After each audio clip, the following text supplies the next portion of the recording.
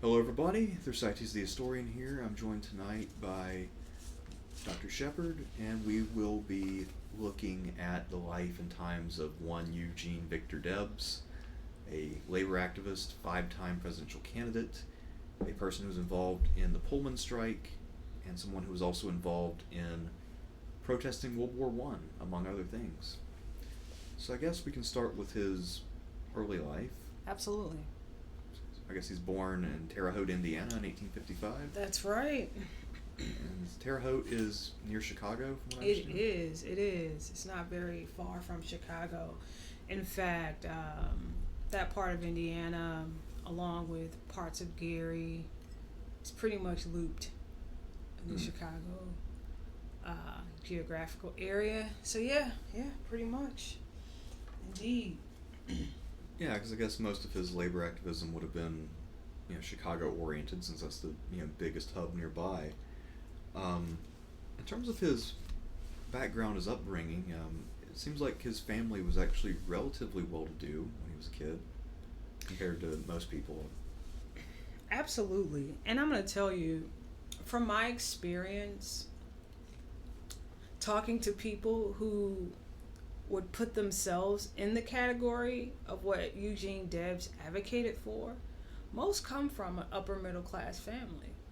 And I don't know if that is because they objectively see the privileges of what monetary stability can provide and what it can't provide. But yeah, most people who I associate with, talk to regularly, they usually come from a satisfactory, financial area, and they can understand why Eugene Debs was needed. You know. Yeah, I mean, he's somebody who certainly grew up on the right side of the tracks, but understood what it was like on the other side. Mhm. Absolutely. That being said, despite growing up I guess his family were immigrants from France. That's right. And his name Eugene Victor he was named after two different writers. So one of them I was not familiar with, Eugene somebody, and Yeah. then there's Victor Hugo, Of course. who's much better known. Mhm. But so his family was, not only relatively well off, but educated as well. However, he took a different path in life Absolutely. because Absolutely. he will drop out of high school at the age of 14 and then go into the workforce from there. Goes into the workforce, and that is when he begins to understand the term exploitation. Yeah, and it will be a fairly slow evolution, actually, from his joining the workforce to his sort of emergence as this labor leader. Absolutely. Absolutely. In fact, I think that is what makes Eugene Debs and his theory, because of course we all know the saying, you can kill the man, but you can't kill the message. So I think that is what's threatening about Eugene Debs and his idea of socialism, is that he had the experience, he had the articulation, great speaker, great orator, and people were able to identify with him because he had been in that position. Yeah, absolutely. I mean, he started off, I guess, as just a guy cleaning things with the railroad when he was Absolutely. a teenager, and then eventually a post came open for him to become a locomotive fireman. So somebody didn't show up because they had been drinking or whatever, so they just asked him to do it, and so that was one of the more skilled positions. Not quite on the level of an engineer, but one of the more skilled positions. And so for a few years, that's what he did. He would, I guess, fuel the engine of Yeah. the car. And so this got him involved in organized labor for the first time, because he joined the union that was specifically for locomotive and firemen. That's right. Absolutely. Absolutely. What do you think is scary about organized labor Well, I mean, for some people? so you're talking about not the bosses, just outsiders. Yes. Okay. Well, that's a good question. I mean, I assume that it comes across as an organization that makes deals Mm-hmm. and they work for their own benefit and you're not a part of it. Yeah. So it's a group of people who are making things happen, and these are not things that you have any involvement in or any benefit from directly. Yeah. Because I don't think most people think of the sort of way that if standards go up and with workers at one place, it will impact people positively in other places. Right. So a lot of times that connection is not obvious to most people. And I think that's probably why there are some people who are a little bit leery of unions. Absolutely. Absolutely. So Eugene Debs is radicalized in prison. He becomes a part of this, I would say, socialist group after going to prison. Do you want to talk about that? Yeah, before we get to his prison stint, I'd like to talk about some of his earlier strike activities. I mean, Sure. like early on, the union he belonged to was the BLF, so Yes. the Brotherhood of Locomotive Firemen. That's right. And just like the Brotherhood of Locomotive Engineers, it was a relatively conservative Yes. union in the sense that they thought of themselves as being separate from other labor and that they were just working for their own interests very narrowly. That's right. And so the idea, sort of the difference between, I guess what we might call it conservative labor versus radical labor, is whether you perceive labor as being limited to your profession or to all labor. Yes. And so he actually started off in more of the conservative end of things, and he actually was not a big fan of strikes. He thought that strikes were counterproductive. That is right. That is absolutely correct. And a lot of that came from what happened back in 1877, the Great Railroad Strike, which was a flaming failure for labor. And it was ended with a great deal of violence, especially from the Pinkertons and from the U.S. government. That's right. That's right. And so Debs, because of that happening when he was a young man, he had the impression that strikes were a last resort. Mm-hmm. Mm-hmm. But he'll get involved in a couple of them, and actually he's going to become really well known for strikes, but ironically enough, he was not a big advocate of them. Right. So the first one he'll be involved with heavily is the Burlington Railroad Strike of 1888. Mm-hmm. And what this involved was the skilled workers got together, so engineers, locomotive firemen, switchmen, and they struck against the Chicago, Burlington, and Quincy Railroad. That's right. Which was very influential throughout the Midwest. And what they were asking for was fairly basic stuff: higher wages, seniority rights, if you worked there for a while, grievance procedures, so relatively normal, everyday stuff. But they were only advocating for those three skilled positions. And the real sort of catalyst for this is that one of their members who had brought these petitions up before, who had been an engineer, had been one of the guys who was then fired randomly, kind of, where he claims he was fired because he was late, but he says the watch that they used to determine that he was late was faulty. That's right. So kind of shady circumstances given that he is bringing these conditions forward. Well, so this then sort of sparks the strike, and the skilled workers assume that the railroad won't get by without them. So they figure it will end pretty quickly. It doesn't. It goes on for 10 months, and ultimately they're just replaced by scabs or strike breakers, whatever term you prefer. Right. And so again, this kind of reinforces Debs's perception that strikes don't really work. Absolutely. And also, strikes don't really work.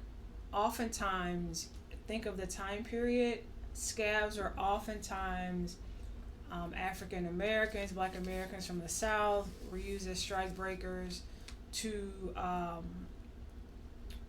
pit it against those railroad strikers to say, hey, we have someone else who can do this job for cheaper.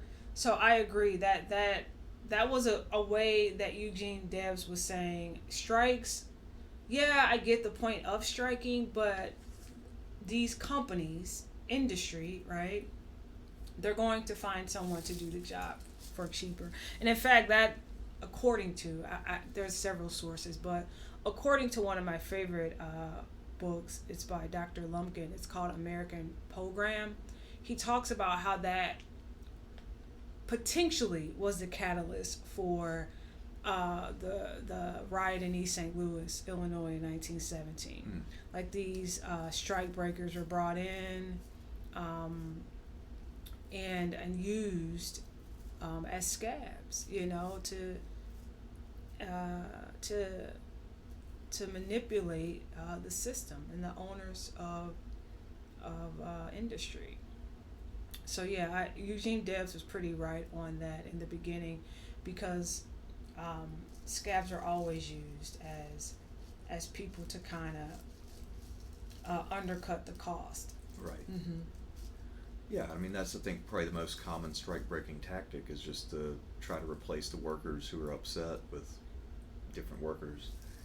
And the railroads, for the most part, were able to do that pretty successfully throughout the late 1800s, and a lot of that has to do with the government pretty much exclusively siding with the railroad companies over labor.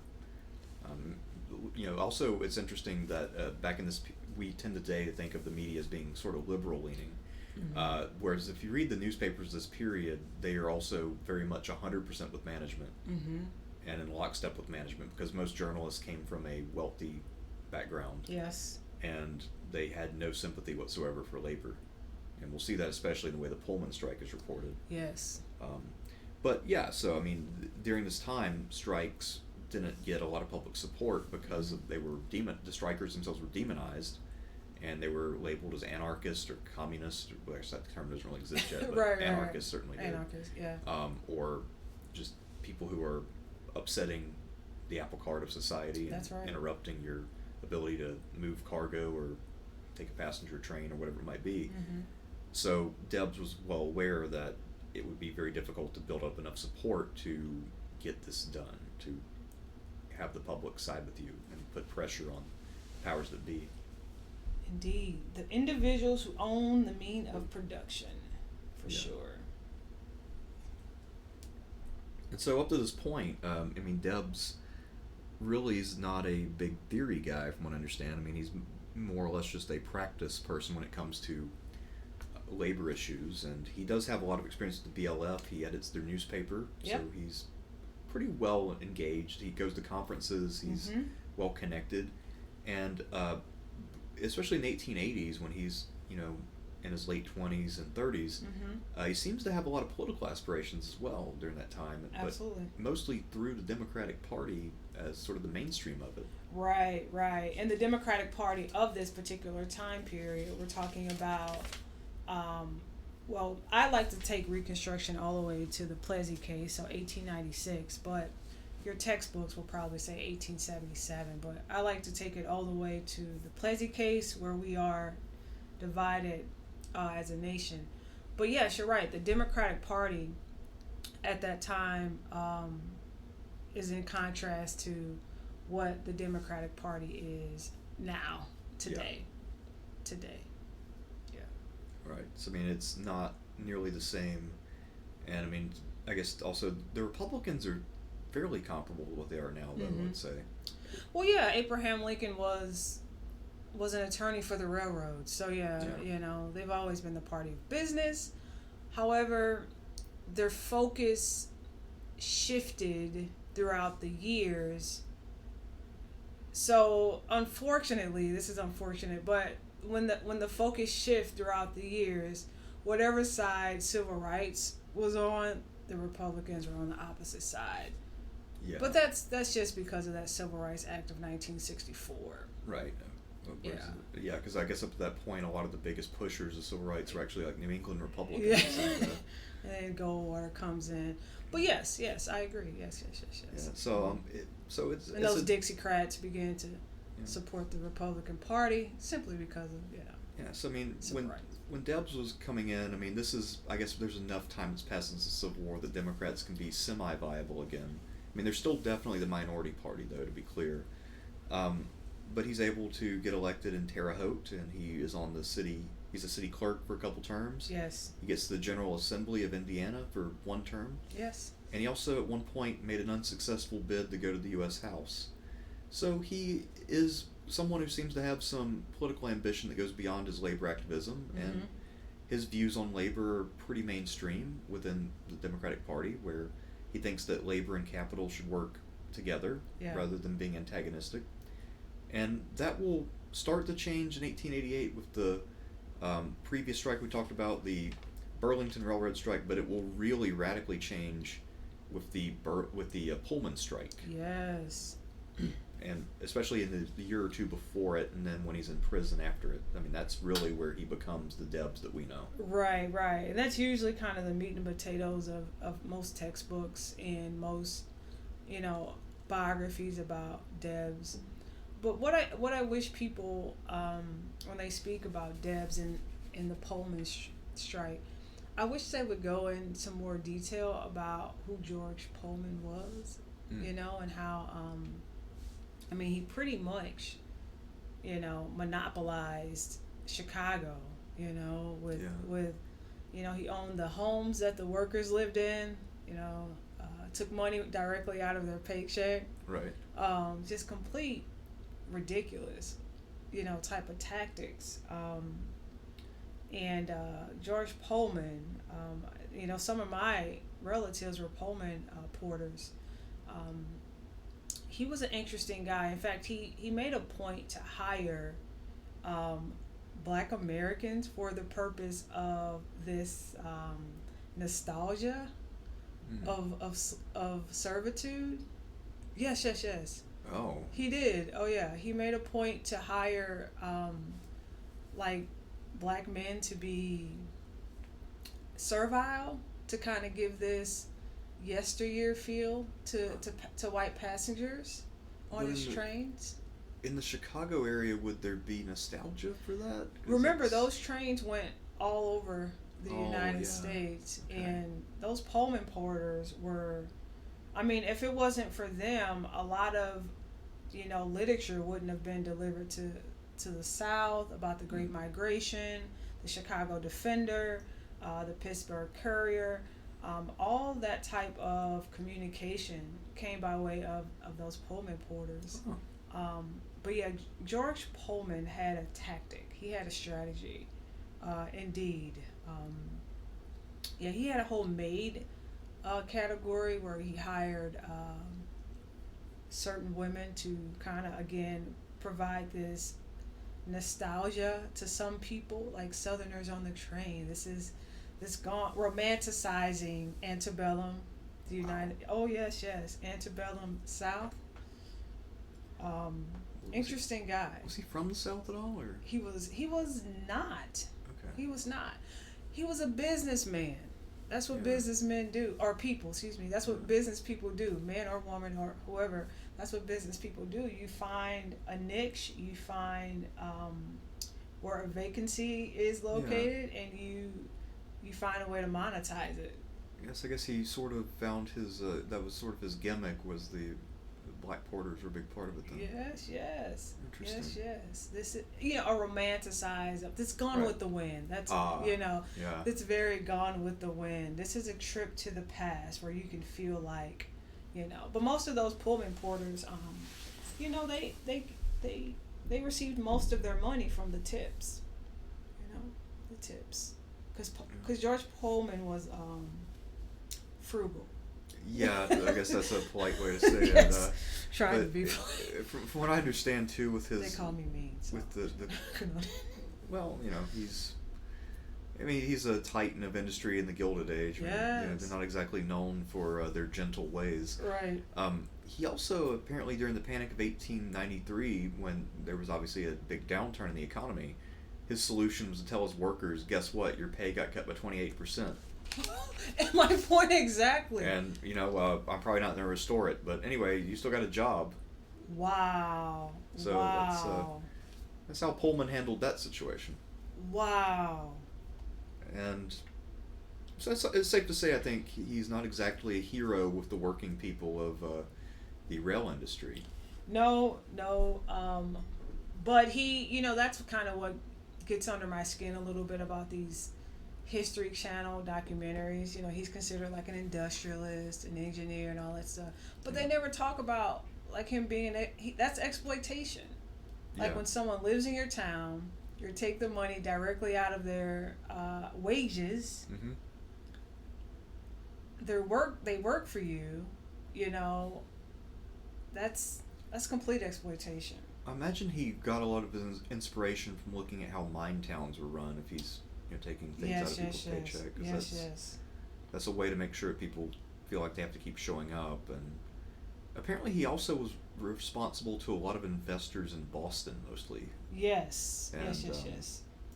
So whenever you have investors who are from a different part of the country, then what limited sympathy they might have for the workers in their own area is not going to apply at all. I agree, and that makes sense because if he's from New York, so yeah, that makes sense that he would have those connections to the East Coast, for lack of better words. But yeah, complete exploitation. The Pullman Company town, that was. Oh man. Yeah. Not only do you work for me, you can live here as well. Yeah. I'm sure those were some really nice dwellings too. Yeah. That is insane. Yeah, that's I didn't know about that. That's, absolutely. Yeah. Well, so yeah. It's insane. And in fact, I want to say now it's like south. It's in Chicago, but it's like south of Chicago. Yeah. But yes, absolutely. So sort of the origin of the Pullman Strike and then Debs' role in it would be that Debs in 1893 actually left the union he'd been affiliated with to found what was known as the IRA, and what was it? Does that have IRA right? Or yes. Okay, so it's the Association of Railroad Workers. Mm-hmm. Well, the idea is that all railroad workers would be involved, especially the unskilled, because he saw the failure in 1888 as only involving the skilled workers, and without that solidarity with the unskilled, then the unskilled workers were just going to step into the engineering and locomotive fireman roles. Yes. Because they're going to get a promotion. So if you have everybody working together, that's the only way to protect anyone in the system. So that was his new theory of labor, and I think to this very day that is what almost all labor activists believe, is that you have to have solidarity among different parts of the same industry to have any real shot of doing anything. So he's one of the first to really fully recognize that. Yeah, and yes, I agree, and it's crazy because, like, what were people thinking before Eugene Debs decided to take that step? Yeah, I mean, it seems like it was still the traditional view of, well, our little guild here will advance our interest or protect us, and our bosses will respect us, and it will be okay because we have a skill. Yeah. Because people can't learn new skills and replace us, yes. I guess. But also a lot of the earlier unions, like the one he had belonged to for the firemen, the engineers and the firemen on the locomotives, a lot of those also were not about collective bargaining. A lot of them were more about benefits and also just them pulling the resources together and having brotherhood. Wow. So it's more like a social club in many ways. Yes. That is correct. That goes back to Pullman, the sleeping car porters, because George Pullman, his railroads were sleeping cars, like over the road sleeping cars. So people would take a trip from, for example, New York to Chicago on these sleeping car trains. So yes, that's pretty factual. Absolutely, indeed, yeah.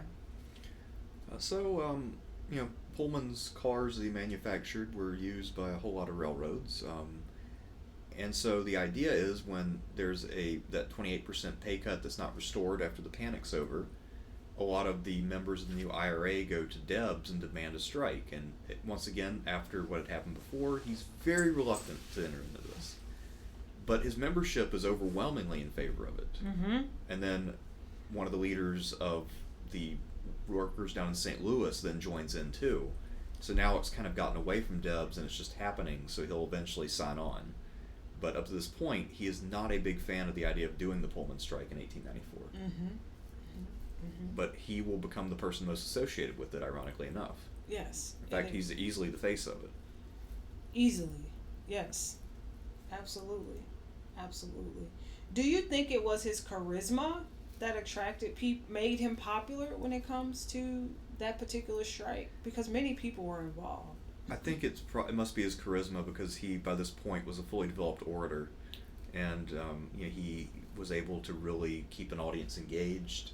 He apparently borrowed a lot of sort of preacher speaking style Oh, yes. pretty effectively, and so he had really developed into a captivating speaker. Mm-hmm.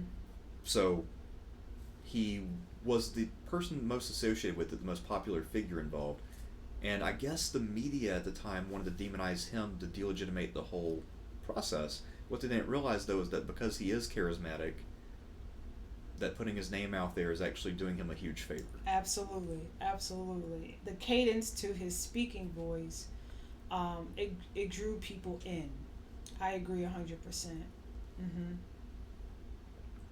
So, as the strike proceeds, it will not go super well for the unions involved. So there's a federal injunction to end it. So the courts basically say that they can't do this.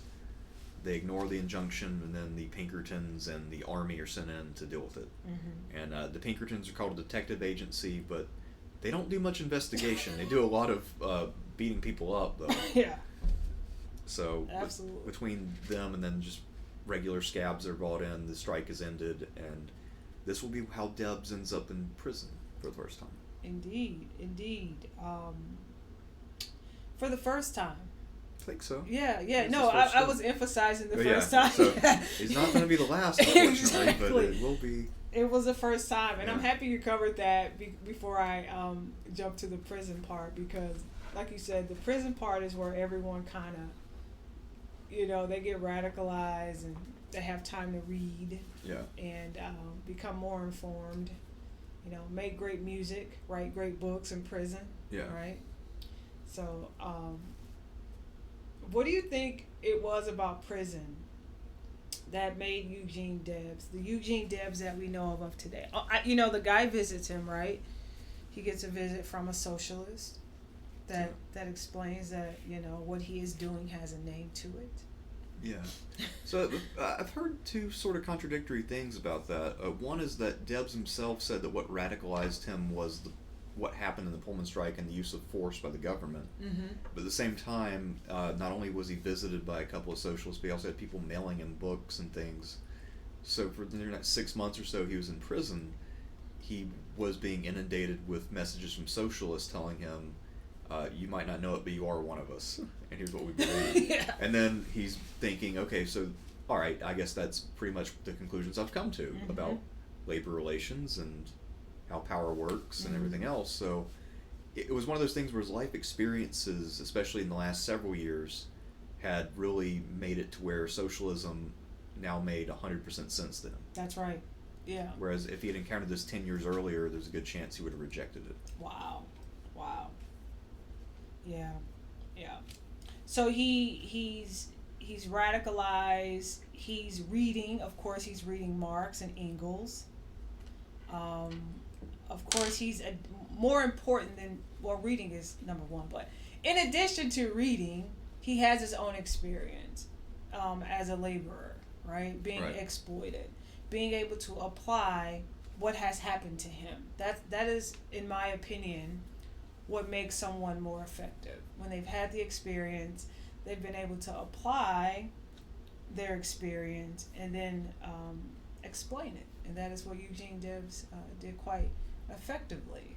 Right, so he's able to sort of bridge the gap between your socialist theorist and then your average worker. Absolutely. And he's pretty ideally situated to do that because he has this combination of, at least a strong foundation for his education. He doesn't have a lot of formal schooling, Mm-hmm. but also he's got a lot of practical experience at a number of positions now. So he started out, like I said, cleaning duties and various things, and he was a locomotive engineer. He worked at a grocery store at one point. So he's got a pretty wide range of experiences. Mm-hmm. So between those things, he is able to not only understand but explain things in a way that most people simply can't. Yes. That's well said. People can identify, right? Because if it's happening to me, this is what's happening to you, right? Yeah. The light bulb goes off for the majority of the people who are experiencing that aha moment. So he's able to resonate and connect with people well, for sure. Yeah, so this is why he will become pretty much the leading figure in labor now for the rest of his life. So from about, I'd say, 1896 until his death in 1926, he's pretty much the top guy in labor. But he hasn't quite abandoned the Democratic Party yet. Right. So even though he's now identifies as a socialist, there is a candidate in 1896 who Debs thinks speaks to his new views, at least a little bit, and that candidate is William Jennings Bryan. Indeed. Why do you think Williams Jennings Bryan was unrelatable to most Americans? Because he didn't win. Well, I think the thing about Bryan, he spoke about the issue of gold a lot. So gold was the preferred metal standard of the wealthy. Right. And so a lot of people who kind of understood monetary matters understood that silver was more useful for the common person. The thing is, though, because Bryan had a very rural outlook, he actually appealed mostly to kind of people who were rural progressives. So he did well in places like Iowa, but he, for whatever reason, could not really speak to people in cities very well. He really even failed with unions, from what I understand. He was not able to talk their language. He just didn't quite understand the collective struggle of people who work in an industry.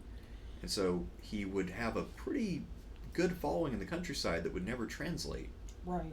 And so he lost horribly every time he ran. Which has always been interesting to me, because Bryant is from Chicago. So, he was born in Illinois. Let me be direct. He was born in Illinois. So, what I'm saying is he's adjacent to all the labor.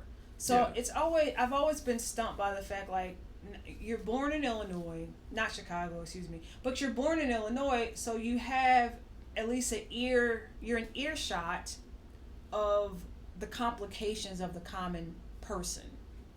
So yeah, he just didn't resonate. Interesting. Yeah, at least that's kind of what I've understood about his campaigns, is that he never was able to speak to people in cities, which, again, given his background, is a little odd.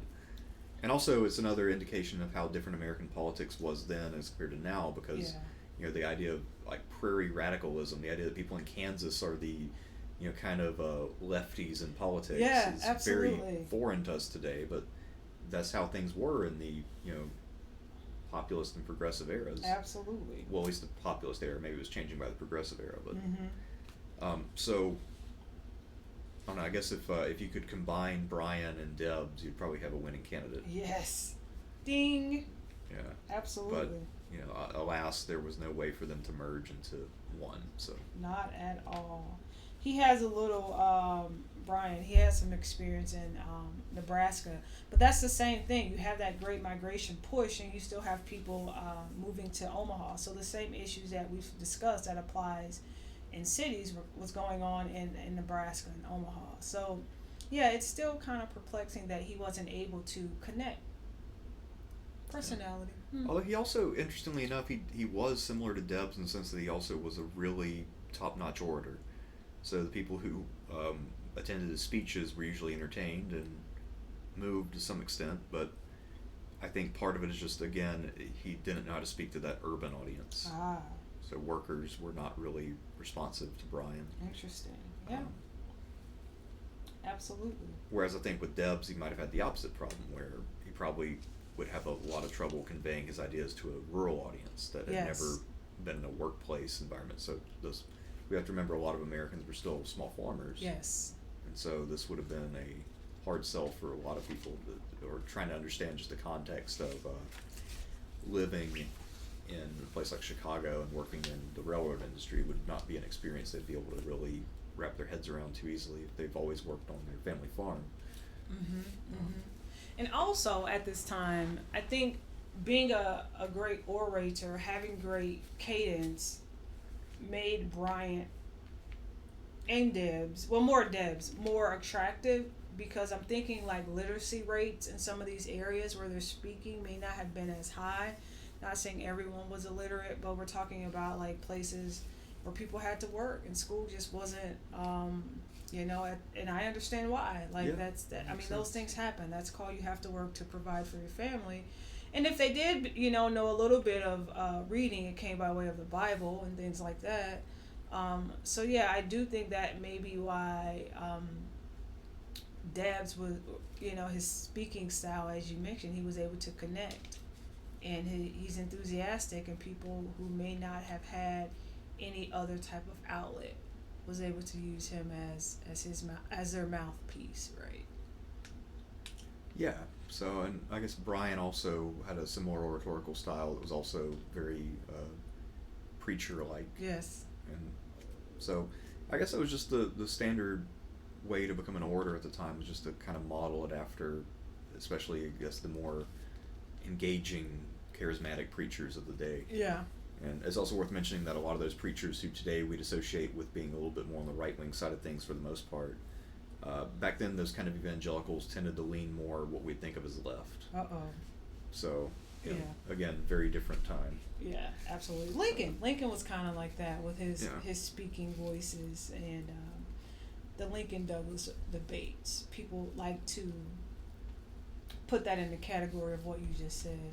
Yeah. Great speak. Alton, Illinois has statues up there of those debates where they have been having cadence to the voices. Yeah, and one thing Preacher I've tried to mention to students before is that until at least the 19th century,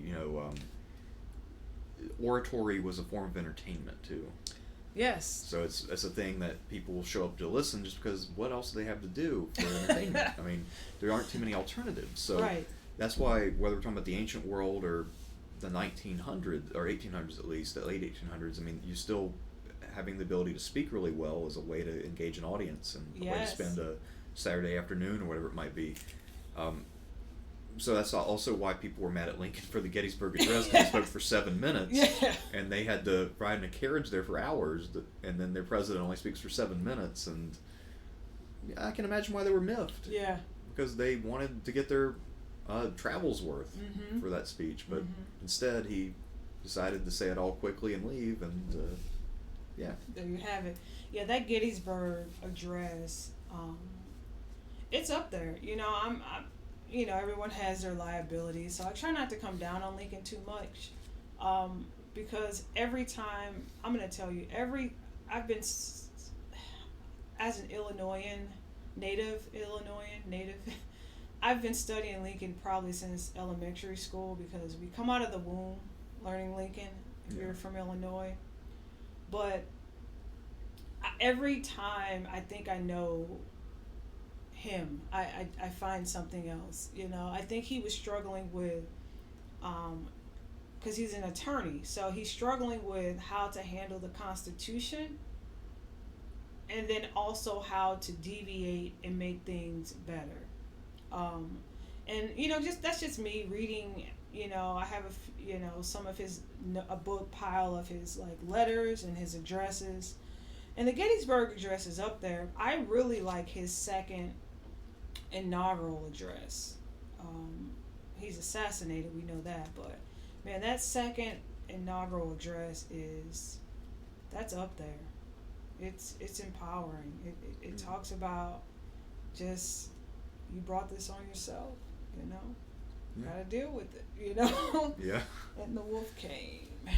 Yeah, so I mean, it's also, I guess, just in general, once we get past that first generation of American leaders, so once we get past the founding fathers, like the standard of oratory got much higher very quickly. Yeah. So apparently a lot of the founding fathers were fairly tongue-tied, but then once we get to the next generation, they actually can say all this stuff out loud, not just when they're writing. Yeah. And so that's still true by the time we get to Debs and Brian and some of these Yeah. other figures.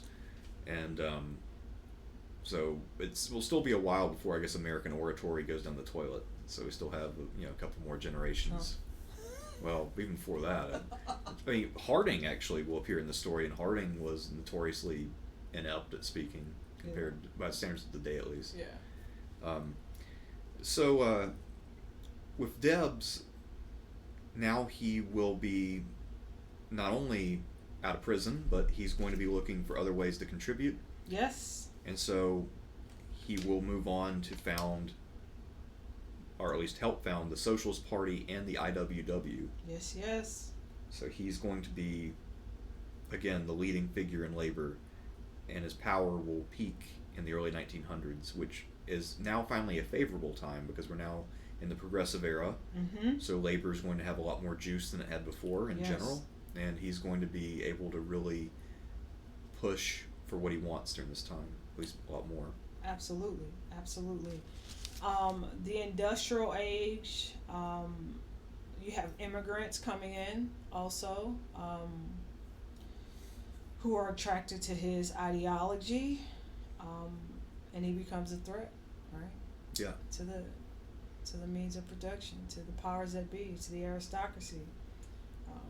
He becomes a threat. This is before child labor laws. Right. Women are getting paid less than anyone, if you're getting hired. But again, you hire women for cheap, you don't have to pay males as much, skilled workers. Triangle shirt fire is an example of that. But yes, he picks up steam during this time.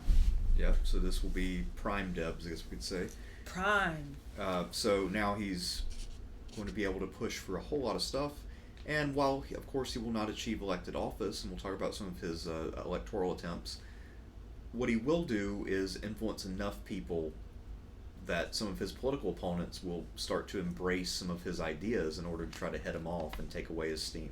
Yes. So, for instance, all these things he advocates for, like we just mentioned, with everything from fire safety standards at factories to fair working conditions, wages, what have you. Equality? Equality. He was ahead of his time with that. Yeah, all these things are going to be picked up by various candidates like Theodore Roosevelt, for instance. Yeah, that's right. Absolutely. I think at one point, didn't Roosevelt say explicitly, the reason I'm picking this up is to make sure Debs doesn't get the power? Yes. So, yes. That's spoken like a true politician. Yeah. Yeah, yeah. Debs was really ahead of his time with the racial equality component. And he influenced a lot of, like Philip A. Randolph, going back to the sleeping car porters, the Brotherhood of the Sleeping Car Porters, and I don't like the word maids, domestics, but maids, that was the name of it. They organized based on some of Debs' principles. Yeah. But yeah, absolutely. Debs was, he influenced a lot of people, and I think we're still feeling his influence today. Yeah.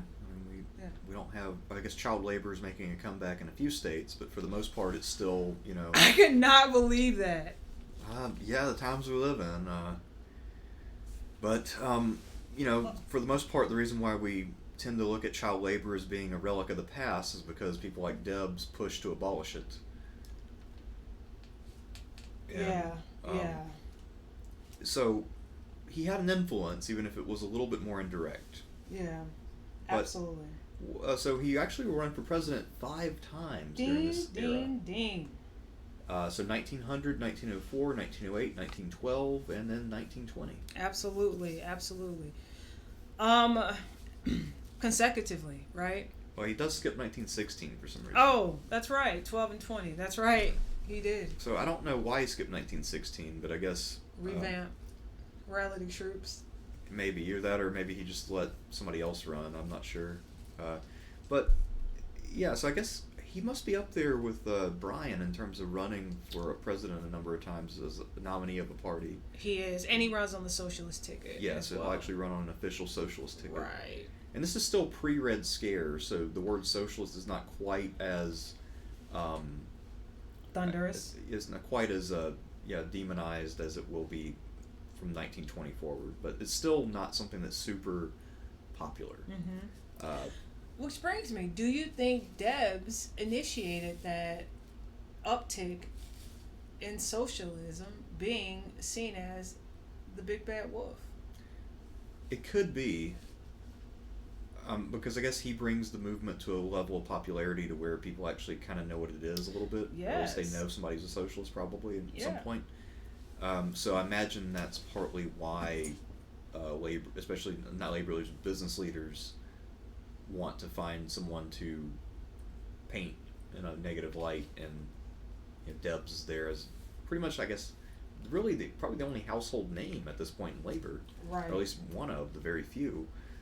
So I guess they would have to smear him primarily, and then they notice his votes are taking up. So I mean, 1900 he gets 0.6% of the vote. Mm-hmm. Then in 1904 he gets 3%.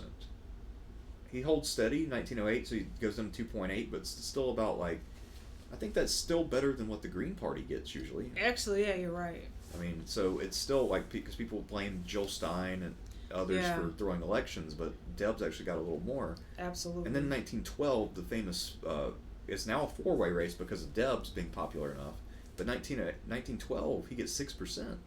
This is running against Theodore Roosevelt, Taft, Taft. and Wilson. Yeah. And these are all fairly well-regarded candidates at the time. With, solidified parties, Democratic Party, Republican parties, absolutely. And which brings me to think, we have the Bolshevist Revolution in 1917. Yeah. So I'm pretty sure some of that influence crossed the water. Could be. It's hard to say, because I know, because the basic idea of socialism, I mean, there are people who have argued that socialism predates Marx. Yeah, I've heard that argument. And I mean, but I guess too, with Debs in particular in 1912, we've got to think about the circumstances of him doubling his vote total. Where, Yes. So the Republicans are split between Roosevelt Split the vote. and Taft. So the Democrats are more motivated because they have the chance to reclaim the White House for the first time in, 30 years? Yes. So they're excited, they're motivated, and yet somehow Debs still doubles his vote total. Yeah. And this was an election where any of those big three candidates could have won. Mm-hmm. And so he's still able to peel off that much support. Agree. And also, none of them ran super conservative platforms. So, I mean, the most conservative would be Taft, but he was actually fairly moderate if you look at his platform. And indeed, and it's important that we say, because Wilson was bait and switch. We know what Wilson did to the United States as far as like race relations, but he didn't run on that ticket. Right. He was definitely bait and switch for sure. He got in the White House and said, "Psych." Well, because I feel like he actually did a lot of things he said he was going to do, but then he did some other stuff too that he didn't run on. And like segregating D.C. and getting all that stuff. Yeah. Yeah. So I mean, he turned out to be, the wolf in sheep's clothing. Mm-hmm. But I mean, all these candidates kind of ran as progressives, and a lot of the reason they did so is because of the pressure from Debs. Yes. Because Debs was clearly getting a following, and his movement was building. Yes, absolutely. And so it was a four-way race with no conservative candidates. Mm-hmm. Mm-hmm. So it's kind of an interesting dynamic, and that's probably about the absolute peak of Debs. Yeah. And really, honestly, socialism in America up to this point. Yeah. So, absolutely. Absolutely.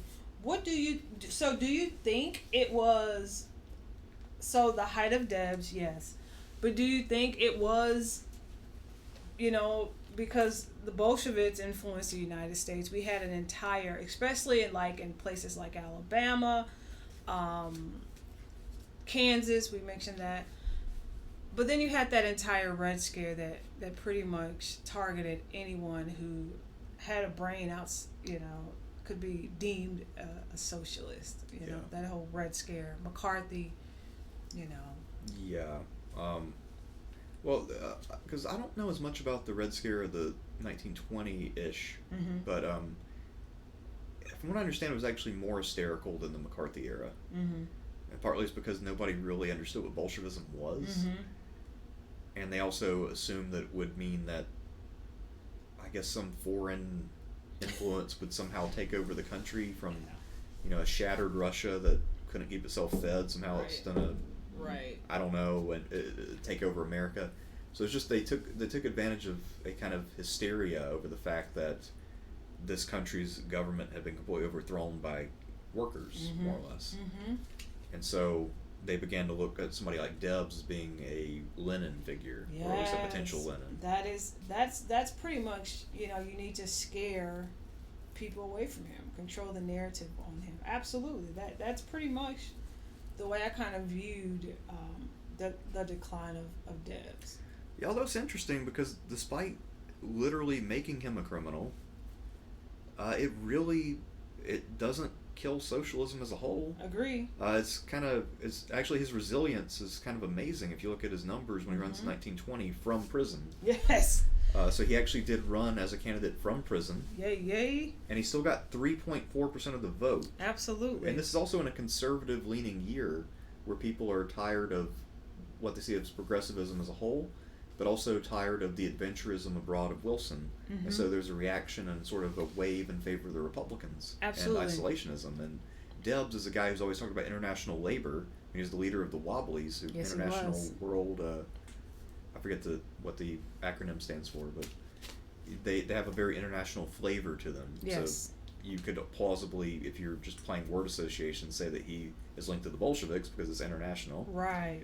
So despite all of that, and despite him going to prison for being anti-war or being a sympathizer of this, that, or the other, he still does better than he did in 1904, 1908. Absolutely. Absolutely. And talk about how, he was ridiculously convicted on the Espionage Act. Yeah, so I Crazy. mean, once Woodrow kept us out of the war only to get us into it in 1917, they passed an Espionage Act, which made it effectively a crime of treason if you protest the war, because it's helping and abetting America's enemies to protest the war. And Eugene Debs was very much against wars in general, because he saw it as workers being forced to murder each other in these mass industrialized conflicts. Absolutely. And so he actually, once again, kind of wanted to stay out of it a little bit, but then some of the other labor leaders were getting involved, and he figured, I don't want them to take the bullet here. So I figure maybe because I'm prominent enough, maybe if I start doing it, maybe they won't actually throw people in prison for it, because it'll be mainstream enough that you can't actually do that. You bet wrong. Yeah. Because he gets arrested and put in prison, 1918, 1919? 10 years. Yeah, and he was a 10-year sentence. And as part of it, he runs for president in 1920. So again, this year where he's literally imprisoned for espionage. Yeah. And he can't campaign for obvious reasons. Mm-hmm. Still gets 3.4% of the vote. He has a following. Yeah. So that means that there were at least a pretty good number of people who saw through the smoke on this one. Absolutely. Lincoln did that too during the Civil War. Yeah. Took away civil liberties. Yeah. Yeah. Yeah, but I think Lincoln's situation is a little different than Wilson and Debs. Yeah. I think Wilson being in prison on espionage was related to exactly what you just said, his following. He's a threat to society. He's a threat. Lobbyists and industrialists and the government, they're linked always, even today. Yeah. So, I think that there was other alternative motives with Debs being in prison. Yeah, and to backtrack to the Lincoln analogy for a minute, I guess you would know. So I know Lincoln did put some people in prison for protesting the war, but how many of them were actually on the same equivalent level of prominence as someone like a Debs? Not many. There was one, Willingham. He was a politician, but nothing like Debs. Didn't have the influence and the following that Debs had. Okay, so I guess that's probably why Debs thought he would be okay, just because if these other figures from back then had been critical of the war and gotten away with it, then surely this conflict, which is clearly far less existential for the United States, habeas corpus, would not. I see a president go quite that far, but I guess Debs maybe, depending on how you think about it, either over or underestimated Woodrow Wilson. Yeah. And so he ended up in jail. 10 years. Aged him. Oh yeah. I think the purpose of that sentence, because it didn't have to be 10 years, you know that, right? Yeah. I think that was intentional to say that's enough time to, your followers will follow someone else, right? But after 10 years, they'll find something else that catches their attention, and it won't be you. People will forget about you. So I think that sentence was intentional, and that's a shame. Yeah, I mean, I think too the thing that really killed his movement was the IWW was portrayed as being treasonous as a whole. Right. and Debs' health was badly damaged, as you said. I mean, he spent his last couple years in a sanatorium, but in his case, it was for his heart, not for his mental health. Yeah. And so his movement's fizzling out. It's also the 20s will be a very conservative decade, both in terms of government policy and public mood. Mm-hmm. And so between those things, his movement will fizzle out. IWW disbands. The Democratic Party will move hard away from labor. Yes. So their next nominee will be John Davis, who is almost anti-labor, or at least neutral. And then after that, the Democrats run as far as they can from labor until FDR, pretty much. That's right. Yeah. And even then, I think he kind of embraces it after he's elected. I don't think he even runs on anything like that. Yeah, no, he doesn't. So, I mean, the Democratic Party's run away from him completely. The Republicans have abandoned all progressivism with Harding. Yep. Although Harding, to his credit, will actually commute the sentence against Debs. He does. In 1921. Yep. To restore normalcy, as he would say. Absolutely. Indeed. So unlike Debs, Harding was not the most eloquent guy. And normalcy is actually not a real word until Harding. So this word should have been normality, but it said normalcy, and he got made fun of it for it. But then people thought, well, this actually sounds kind of good, and they started using it. So. Normalcy it is. Yeah. And we can't forget about the young lady, Kate O'Hare, who was kind of an adjacent Eugene Debs-ish type of advocate. She wasn't as progressive as Eugene Debs because, well, let's just say she could have been more open to civil rights. So she was in the same category as Eugene Debs and what he advocated for, but Eugene Debs, although for equality, he understood that individuals were being manipulated, the entire divide and conquer strategy among the races being used as scabs and all of that. So he was progressive in that particular category, but Kate O'Hare, not so much. She didn't really believe in like integrated industry. She said some really crazy stuff like, yeah, socialism is good, but I'm afraid, that white women will be working next to black men and stuff. But she was in prison for her socialist views. Yeah, she also was in prison on the Espionage Act. So a woman, 5 years. Man. Yeah, same. So the same thing, but like I said, not as progressive as Eugene Debs. He was a little ahead of his time when it came to understanding just how people were used against each other for other people's benefit. And I guess both of their arrests would correspond with Leighton Wilson's term, because the first term he was relatively pro-labor. And then the second term, especially that second half of the term, he got kind of bitter against labor. Yeah. And this also is the period, I guess Debs would still be in prison, but there's that big strike in West Virginia. Yes. The one the term is really bloody. Yes. And Wilson is responsible for sicking in the troops, or at least setting it up to where his successor will. I forget exactly. But anyway, he had completely bailed on labor by the time he ended his presidency. And probably just what put both Debs and O'Hare away. Yeah. Uniting workers against industry, being an advocate for labor, has always been threatening to the United States. Yeah. And that's a shame. Yeah. That's a shame. I mean, we can apply that to current Amazon, right? They're trying to unionize. Some of them are unionized. Decent number of the warehouses are now. It's only because of some really horrendous practices that got, basically revived the labor movement. Like in Columbus, where I used to live, Columbus, Ohio, the warehouse there, not only would they not allow you to wear a coat when it's cold because they're afraid you're going to smuggle out goods, but they determined that it would be cheaper to have an ambulance on standby than to have AC in the summer when it gets hot. Wow. And so there were people who would drop dead on the job site or have a heart attack or whatever. Unbelievable. And so that was happening, and they were able to get away with it because they circumvented all the state labor laws by building in an international zone or whatever bullshit category they invented for this. Yeah. But anyway, they're in an international zone somehow that doesn't have state labor regulations. Wow. And so that's how they're able to get away with that. And so, the Amazon unionization is not hard to figure out why it happened when you look in individual circumstances. Yeah. And they still have drivers peeing in bottles and. That is exploitation to the core. Yeah. Not picking on Amazon, but man, like what you just described is brutal. No, it is, and it's also odd to me because to get back to like we're talking about the racial stances of Debs and O'Hare.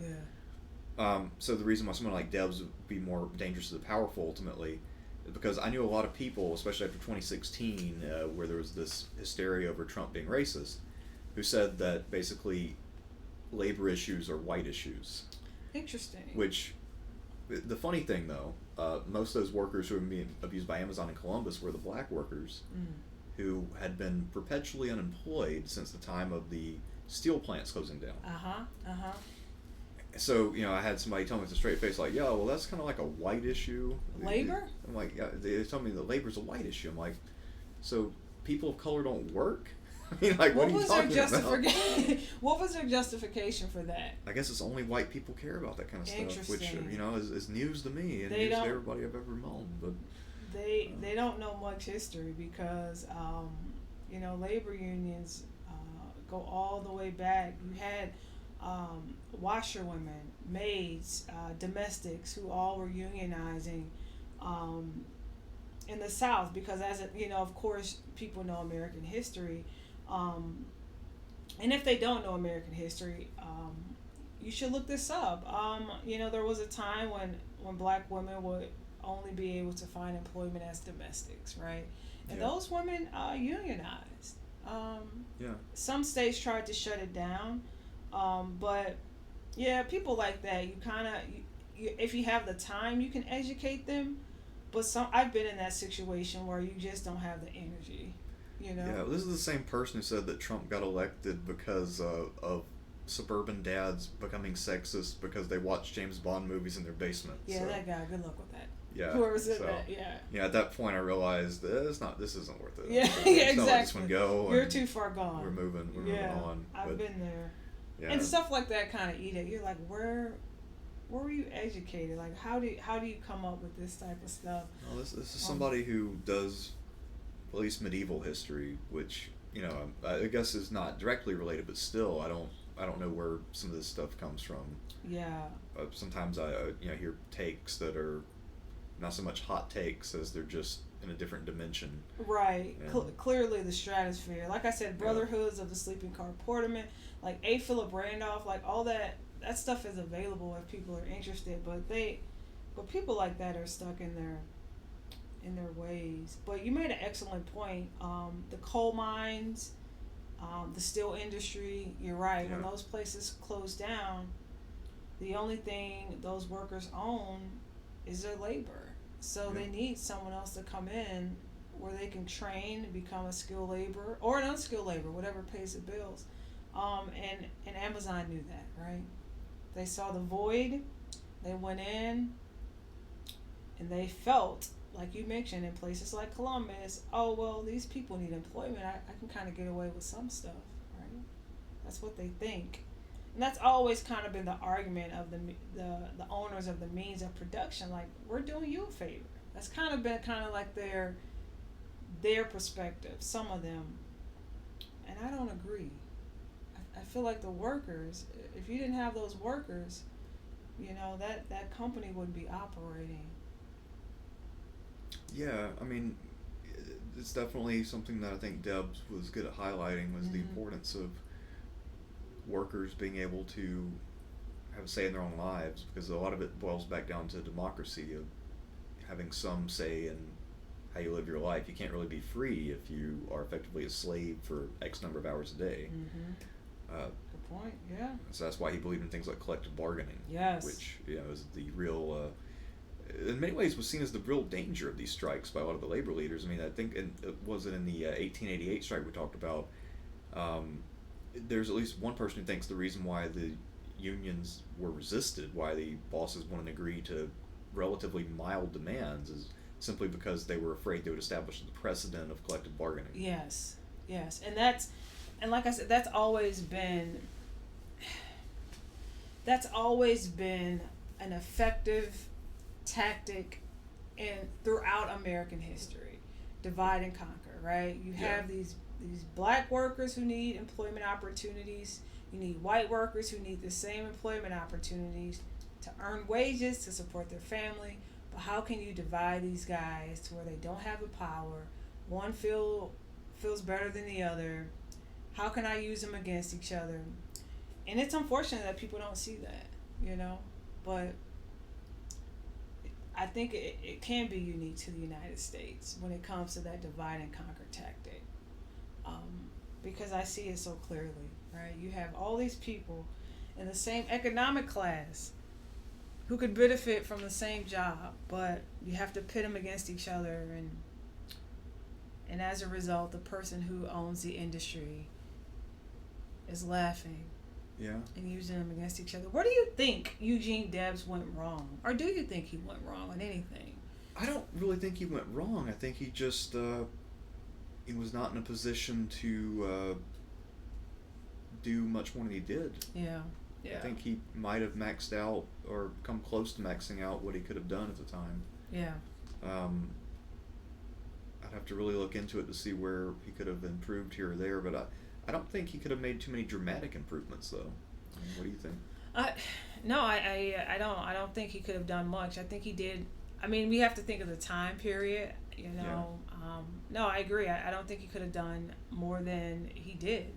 You're running against these Democrats who have been established, right, since back in the day, you know, Jefferson era. Same thing with the Republicans, although they've evolved, we know that, but they already have a reputation, right? Yeah. So that gives them steam. But do you think Debs could win today?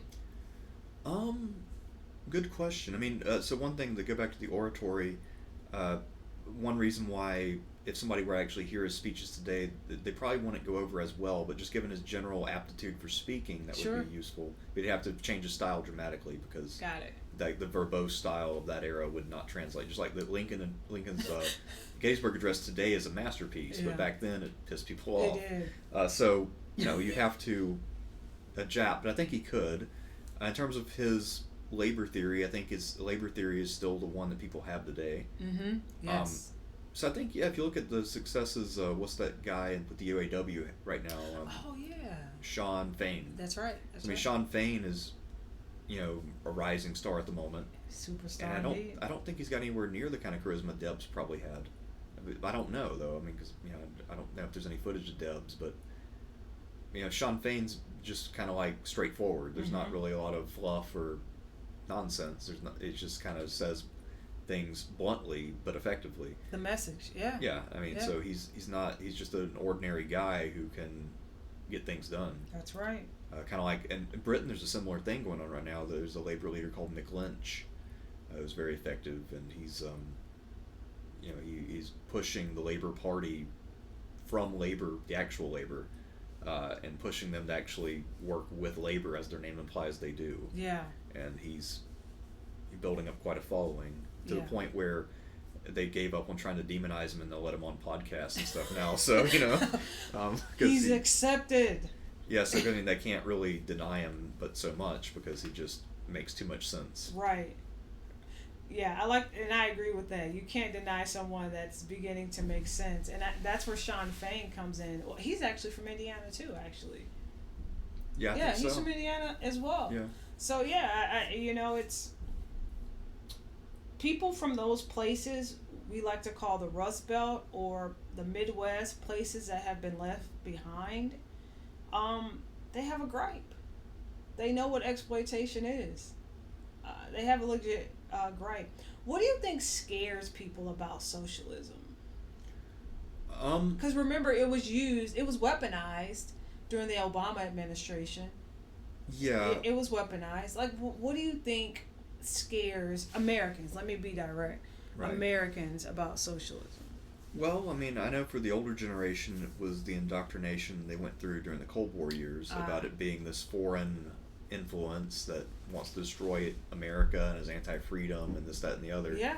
At this point, I think part of the reason why the word is becoming unstigmatized is not only that you have, you know, people like Bernie Sanders using it, and he's just not that scary at the end of the day, or whatever. But I think too, a lot of it is just that it's becoming increasingly diluted by overuse. So I think at one point it represented the ideology of some foreign power that was a threat, or at least that's how it was used. And now it's becoming just saturated. So anytime somebody on the right disagrees with anything, it's socialist somehow, even if it has literally nothing to do with class relations or labor or anything. So, you are 100% spot on with that. And that is something that I am experiencing with this critical race theory football. Anything that is related to American history that makes people feel uncomfortable or embarrassed, critical race theory, you shut down. Right. And that's unfortunate because as the common, history, you have to learn from it so you don't repeat it. Not only so you don't repeat it, so that you know where you've been, so it doesn't happen again. And it really upsets me because, like, Nazi Germany, that happened, and they never want people to forget in Germany about what happened, the Holocaust. There's, if anyone's ever been to Germany, there's always some type of plaque there that talks about it. They don't glorify Hitler or anything like that. They want to remember what happened so it doesn't happen again. And unfortunately, as a historian, every time I bring up something that's embarrassing to our history, it's critical race theory. The students go run and tell. Well, see, She's teaching critical race theory it's because funny. she said Thomas Jefferson slept with his slaves. Well, I mean, you can only... Good luck with that. Yeah, you can only have a sex scandal as a theory, I guess. Yeah. I mean, it's something that you have to study some marks before you can go have your sex scandal. I mean, we all know that. It really strikes a nerve with me because it's very much like socialism. Like you said, like anything, it's not even related to classism. It's just, giving people nice health care. Yeah. That's socialist. Like anything that wants to shut down. And I mean, I guess, to a certain extent, I mean, yeah, improving the healthcare system does involve some socialism. Yeah. But so does the public library or the Exactly. post office being subsidized, so we don't have to pay what we'd have to pay at like FedEx or UPS. I like having a free library card.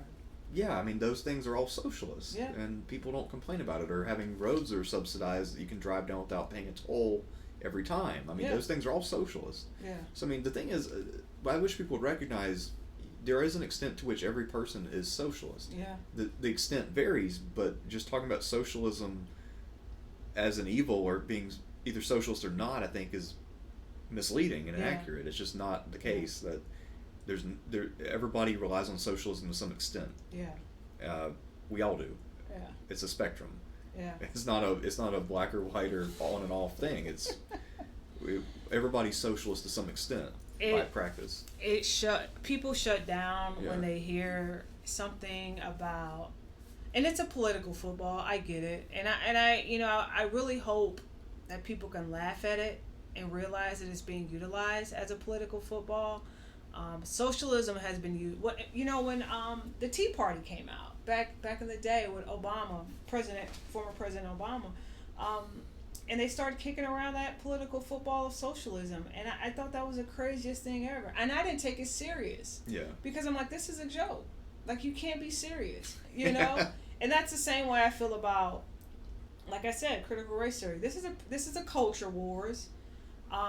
This will pass. Anyone who's lived long enough, anyone who's older than TikTok, know that this will pass, right? And that thing too. This will pass. So I mean, I guess you would know about this, but I mean, correct me if I'm wrong, but critical race theory, that's something you only really learn if you go pretty deep into grad school, right? That's like a fairly specialized thing. It is. It's taught in law schools. Yeah, it is. It's not something that's taught in the classroom. Definitely not in the P-12 system. Definitely not. But like I said, anything that has a scope of racial truth is categorized as critical race theory. That's unfortunate because United States, we have to grapple with our past. I was telling students recently about the Naturalization Act of 1790, where you had only white people can be citizens. and no one had. How could you get to this level and not have heard of that, right? And I'm sure that'll be considered critical race theory. That's 1790, right? That's right off the back of the ratification of the Constitution. Like, how does that get bypassed in your textbook? That should be unfathomable. Yeah, well, I mean, and part of it's just, I think, part of what leads to that is just that a lot of the textbooks, especially for K-12 system, a lot of it is, I think it's just a very strong civility bias that people don't want to, present unpleasantness, or they think that presenting the unpleasantness is inappropriate or in some way anti-patriotic. And you know what? That you made an excellent point. That's probably in a nutshell. They see it as not liking your country. They see it as unpatriotic. But I see it as being patriotic, right? Yeah. I see it as, of all these faults that has happened, we still like you. Yeah. I see that as being the most patriotic, right? It's like a bad relationship, almost. It's like, you've picked up a couple pounds, you sleep a little longer than I would like, but I still like you. Yeah. And I think that's kind of how America is. It's like, you're right, that people see when you talk about the past, it's uncomfortable, and it's supposed to be uncomfortable. Slavery is supposed to be uncomfortable. There's something wrong with you if you're comfortable with hearing about some of these ideas that we propose to people. But that is what it is. They view it as being unpatriotic. Yeah. And that's the opposite. And I wish people would understand it. It's being patriotic.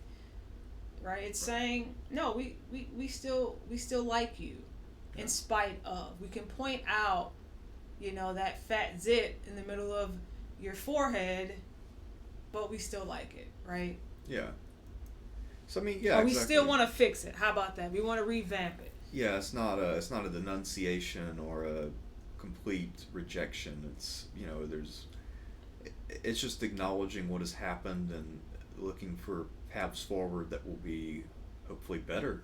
I guess the one of the opposite ways of dealing with that would be the Japanese model, where they just pretend Imperial Japan never happened. Yes. So I mean, in America, they'll talk about slavery. That is hilarious. You have slavery and you have civil rights movement, but I get the impression that everything in between is very loose. Yeah. Kind of like, well, let's not worry too much about what was in between.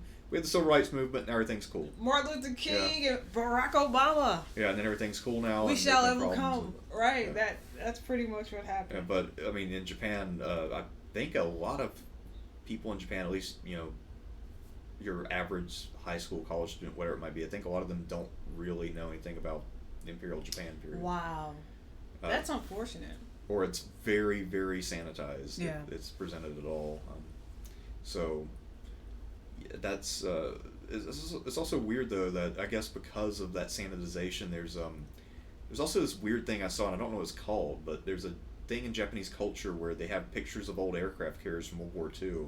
Oh. Then they'll have like a picture of an anime girl in a bikini next to it, and it's like an association, I guess, of a character who's like the personification of an aircraft carrier. Well, all right. And I don't get. Also, I don't know if you've ever seen a Japanese aircraft carrier, but those are pretty much like the ugliest ships that ever existed. So I don't understand how these ships are supposed to be attractive, but I'm guessing if they actually taught the history of Imperial Japan, this probably wouldn't be a thing, is what I was driving at. Yeah. That's circle the wagons. That's They changed the narrative. It's what they did in Japan. Yes. Well, we used to have these aircraft carriers, and it was fun, and we. This one would be like this girl in the yellow bikini who enjoys sushi. It's like, no, it's a little different than that. It's a little different. Oh, yeah, way to control the narrative. Do you think capitalism is exploited? Inherently, yeah, I think it is. You have to exploit labor to get profit margins, and that's where a lot of people derive their profit. I mean, that was Pullman's thing. It is. Suppress wages to get your proceeds. make sure you get the profits out of it. Yeah.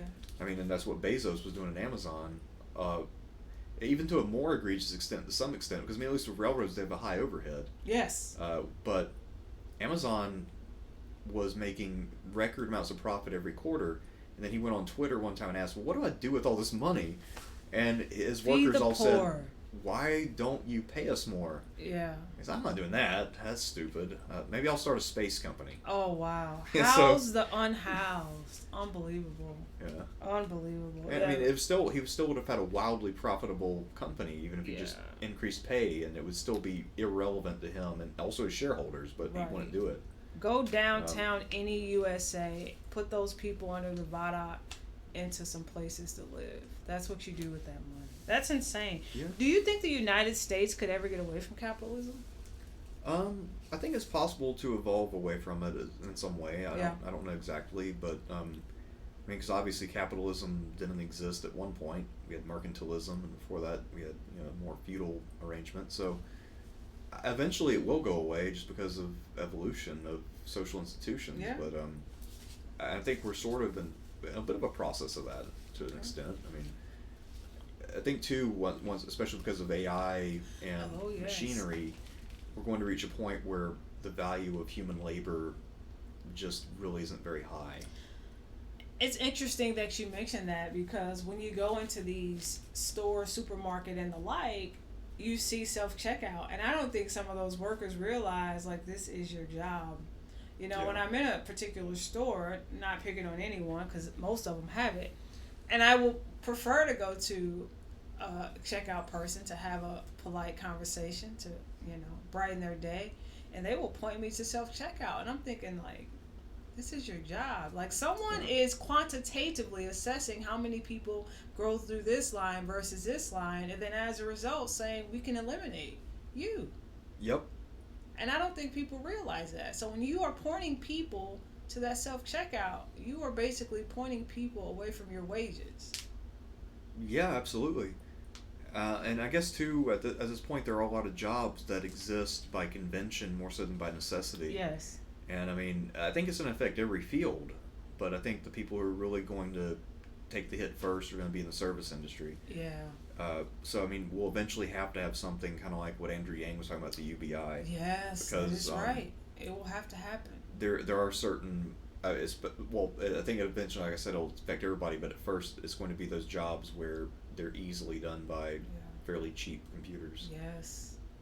That, and even, I mean, they built automated McDonald's before. They've had that technology for decades. Someone told I haven't been to McDonald's in forever, but someone told me that they haven't. Well, this was an experiment they did, I think, in the late '90s, early 2000s. Someone told me that they had that set up inside of the lobby of McDonald's. I haven't experienced it. I don't know if that's a fact. Well, I know I haven't been in a McDonald's in a while either, but I know a lot of fast food places now, they have a self checkout thing. Must be what they're talking about. And then the workers are just there in case the drink dispenser runs out or whatever, or to make the food, but they don't Add really... more syrup to the water. They don't interact with people anymore, really. Wow. Which, I guess, given the effect on some people's social skills that the pandemic had, maybe that part is not a tragedy, but I don't know. Yeah. Things have changed. It's a weird experience, though, to put your back facing the employees and then enter an order on a computer screen, and then you turn to them to get it. Yeah. It's a very odd experience. Generationally, again, people who are older than TikTok, or I could take it back, people older than Facebook. How about that? Again, it's definitely uncomfortable for us.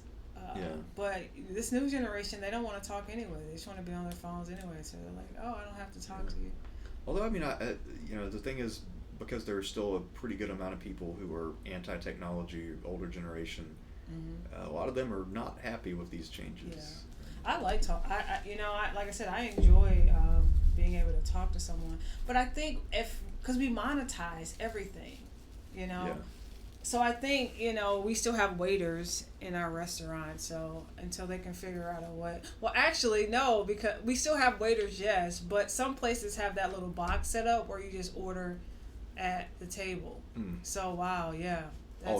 Yeah. Or the I guess a lot of sushi places, they have those, and I think also a lot of the cantina style places, they have those little things where you check off what you want and then hand your piece of paper to the waiter. Yeah, yeah. That does happen. Yeah, everything is monetized, and that does kind of bother me a little bit, because, when we have 500,000 homeless people, in the United States, what do we have? 3/5 of people own everything. Yeah. That's greed, and that's a shame. Yeah, I mean, we have the greatest inequality seen since the Gilded Age. Mm-hmm. So actually, we're kind of due for a Debs figure. What if Bernie would have won? Oh, that would be interesting. Because if you think about it, like, even if he had passed 20% of what he ran on, I mean, think about how much more that would be than, Trump or Biden. So if he had been elected in either 16 or 20. Where do you think and I don't think he necessarily went wrong, but where do you think he went wrong with votes? Like, he didn't attract the people that he should have been able to attract. I like Bernie, by the way. I think in many ways he was a victim of low name recognition early. Okay. I think, too, he maybe overperformed a little bit in 2016 because a lot of those voters were just anti-Hillary. Uh-huh, yeah. And it made people angry that she was kind of inaugurated rather than just having to go through the process of the primary. Sure. But I think a lot of it was, again, that the yes word, socialism. So he had to work to destigmatize that a little bit. I think he succeeded a little bit in that. But a lot of people just, because they saw that label, they didn't trust him. And ironically, given what we're about to see later this year, people were worried he was too old. And so... Yeah, which is crazy because I think people always talk about Biden's age, and I'm thinking Trump and Biden, they could have went to high school together, depending on where their birthdays landed, and someone got held back. I think Trump would have been a freshman when Biden was a senior. Yeah, so I just don't get how people are picking on Biden's age. I mean, sometimes it's odd, that narratives like that will take off, even though if you think about it, they don't make sense. And right. Trump's had plenty of senior moments, especially since 2020. Things he's said in speeches are just rambles and wanders off the edge of a cliff. I think he did that at 20, though, 25, 30. I'm not sure if that's a senior moment or just that's a Trump the thing moment. Too, he's never been particularly bright. Right. You remember him from back in the day, Yeah, I remember seeing New clips. York. And he was definitely better in interviews back then, but he wasn't dramatically better. I remember that entire Central Park, the exonerated 5, I remember that entire situation like it was yesterday. That's when I was first introduced to him. And even when he was rambling about that on television, I was thinking, you don't make sense because you're not judge, jury, and executioner to say that these young men at the time are guilty. Yeah, I was thinking, who crowned you king, sir? And then I did, some research on his him. dad's trust account. Of course. That's all it takes. That's right. But yeah, he, my first introduction to him, I guess when I was a kid, Home Alone 2, he had the cameo. Oh! And, yes! So that was actually, people would point out to me, oh, that's Donald Trump. I'd be like, who the hell's Donald Trump? Yeah, he was on The Simpsons, too. Yes, I didn't really know who he was until, the time of The Apprentice. Really? And so I only saw the ads for it. I never really watched the show. But then I watched this Comedy Central roast. So it was actually my first huge introduction to Trump was the Comedy Central roast. Interesting. And then that was also when he became a birther, right around that same period. Yes. So at first I thought Trump's career was never going to take off because I heard he was trying to run for president as a Republican potentially. But then I saw with the birther things that he was on TV talking about how he has these PIs in Hawaii investigating blah blah blah, and then that same day or the same week was when Obama announced that Bin Laden had been taken out. And then checkmate. So that was the same night, but earlier that night he was at the Correspondents' Dinner, the one where they do comedy. I remember that. And so he made fun of Trump. He's like, man, I wish I had such important concerns to worry about. And so he's talking about the differences between his decision making and Trump trying to decide whether Meatloaf can run a hot dog stand or whatever. So he made fun of him. And then later that night he's like, yeah, I ordered Bin Laden killed, and I went to do a comedy thing. Then I oversaw it, and it's done, and got Bin Laden. So so it was the perfect way to make Trump look like a complete goofball and of no consequence. So I figured that has to be a burial. Yeah. That's put a tombstone on it. That's It's over. And all the while, pride is brewing. Yeah. So, Pride is. I'll admit I was definitely wrong on that prediction. Yeah. After I saw that day, I'm like, there's no way in hell his name is coming back from that. Do you think Bernie Sanders, if he would have, well, he's not running ever again, but do you think if he would have received the nomination and won the presidency, do you think that would have transitioned the United States more toward a better understanding of what socialism is? Because we do have a corporate class struggle in this nation, and I don't think people really understand it. And I strongly encourage people to do their own research. It would definitely have caused a major conversation about what it means, and also the implications of socialism. And I think he would have, if he had the nomination and then he'd gotten coverage on a major scale, because now the news media couldn't ignore him completely. Yes. Then he'd be able to explain it. That being said, I think one of his weaknesses, especially in 2016, was that he was not all that great at explaining exactly what it meant. So he wasn't as solid when it came to explaining the differences between, say, a democratic socialist and a New Deal Democrat. Which, based on most of what he ran for, he could have just called himself a New Dealer. Yeah, 100%. But I think partly it's because of the time when he grew up, he was still democratic socialist and there were actual New Dealers around. Right. And he was not on the same page as them for a number of reasons. But I think if he had just called himself a New Dealer, he could have avoided a fair amount of problems. Okay. He could have attracted more people. Yeah, it wouldn't have been as precise necessarily, but still, it would have. I think, especially with the older voters who mostly voted against him, it would have been more acceptable, more relatable. Yeah, public conscience definitely could have changed with that. That's an interesting perspective. I also, I have these conversations quite a bit with my students, and some people still have the idea, and it's an opinion, it's 100% not a fact, because I have to tell people that poor people below the poverty line, they go to work every day, but so many people out in the world are misinformed. They think that people are underprivileged and poor because of their own doing, right? Yeah. And that's what I appreciated and presently appreciate about Bernie Sanders, that he understands the system is the problem, right? The system is the problem. Yeah, it's also interesting that starting in 2016, because I know before that, there was usually an effort by candidates to disguise their regional accents or downplay them. Yes.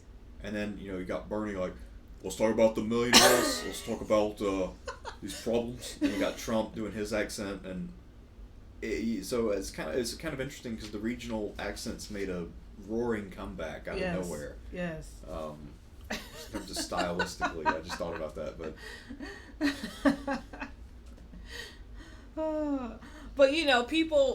people are comfortable with what they know, and they're comfortable with capitalism. They don't know how capitalism was started.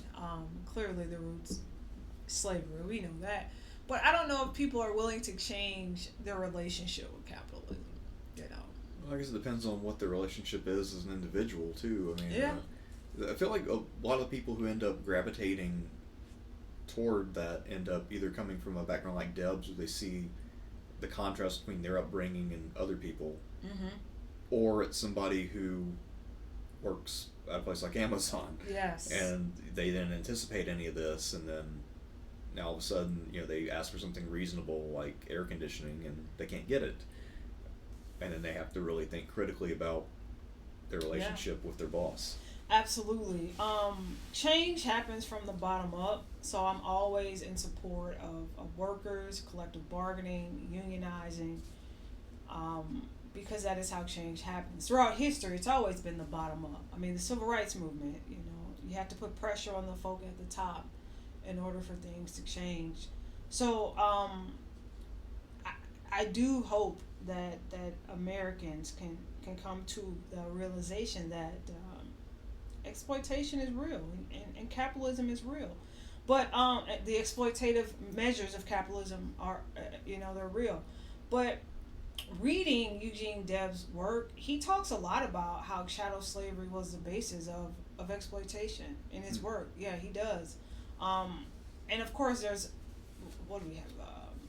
Capitalism and slavery, how capitalism destroyed America, Black America. There's a million books on it now. Eric Williams' book. But yeah, Eugene Debs.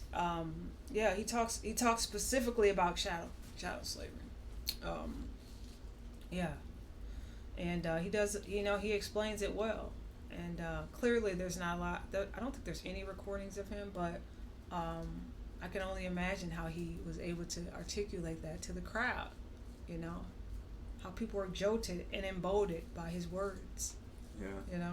I also wonder, especially with the older orators who have a pretty rich vocabulary. Yes. I wonder how many actual words the crowd knew or understood, or whether they were just mostly following along with the cadence and the gist. Because interesting. I noticed that sometimes even lecturing the college students, sometimes if I'll pause to ask if they know about something like what oligarchy means or whatever it might be, I usually get a lot of blank stares. And so I have to suspect that it was often the case that crowds were mostly responding to either the general tenor of what was being said or just the speaker's personal kind of aura. Yeah. It is. You make the preacher type of delivery. Yeah. Yeah, for sure. Well, that's kind of actually that goes in the category of one of Eugene Debs' quotes, where he says, people you really don't, and I'm paraphrasing, you really don't need a leader, because over time and after a while, someone else will come who's just as charismatic and leads you in a different direction. Yeah. So he strongly encouraged people to, apply what's happening to you, do your research, read for yourself, and realize how what's occurring in your life is uncomfortable. That's how change happens, when you wake up. Yeah. Mm-hmm. Yeah, so he was pretty big on that kind of, I guess, what we today call the do your own research school of thought. Yes. So that was very much his ethos, I think. And indeed. it's also worth mentioning in brief, his brother was also a labor leader, Theodore Debs. Ooh. Not quite as accomplished, but still pretty important, actually. Runs in the family. Yeah, so they worked together. They were on the same side of it, which I guess is, helped to make Thanksgivings less awkward, because if they had been on the opposite sides of that, like if his brother had become a Pinkerton or something. Oh no! That would have been awkward. Oh no! And but we see shadows of Eugene Debs with Bernie Sanders. Oh yeah, and I think Bernie has consciously modeled himself after Eugene Debs, so he's mentioned him as a major influence before. That's good. Yeah, Bernie he actually did some sit-ins at the University of Chicago to integrate that campus. Bernie's a man, and it's unfortunate that the United States as a whole, because he did fairly well, but it's unfortunate that the United States couldn't really grasp his ideologies, because I thought they hit home. Yeah. But a lot of backlash occurred, and I do think we can be divisive, Yeah. When things are getting too close, when the United States is feeling too united, when things are too comfortable, there's one thing that divides a nation like no one else. Race. Yeah. I mean, that's the dog whistle. Definitely helped Trump. That's the dog whistle. It's always been the dog whistle. And as a historian, both of us, that's we can draw a linear line. That's the dog whistle. And that's unfortunate. I wanna get to a point in America where that's no longer the dog whistle. Well, as some people say, now it's a bullhorn. Dog whistle politics. I think it's not very subtle. Yeah, I think that died with Reagan. Even with Newt Gingrich, it wasn't that subtle. Yeah. Because he'd say, urban populations have these issues. Yes. But whereas, with Trump, he'll just be like, yeah, we got a lot of Mexicans here, and so it's not very subtle in any way. Yeah, but I think we can get to a point if we want to, because we are in control. No one should have the ability to use that as a device. But I think we can get to a point to where we have a politician who comes along and tries to use that, and everybody looks at him like this is old, right?